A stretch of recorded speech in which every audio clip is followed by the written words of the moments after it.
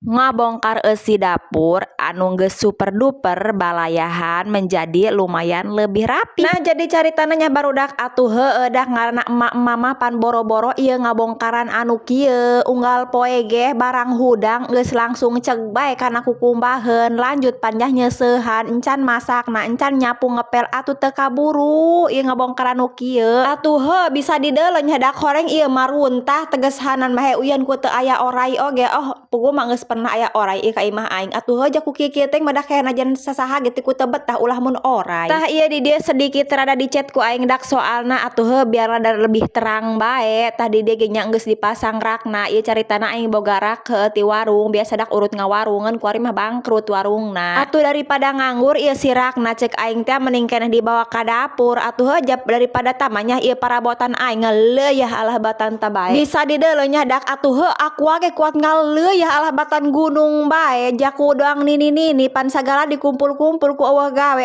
aita mah pan geus dibongkar kadeuleuh atuh nu bahan kudu dipiceun nu bahan kudu diampihkeun pangaruh bae nya dak ieu mungkuna mah aing keur kaur dak ja biasana mah atuh biasa dak teu kaur nya teu kaur atuh pokona mah geus loba bae pika sabeun pan ngaranna ge ibu rumah tangga ieu tah bisa dideuleuh nya barudak ieu rada lumayan rapi atuh nu tadina balayahan sugan bae geus kieu mah rada ulah-ulah aya oray asup.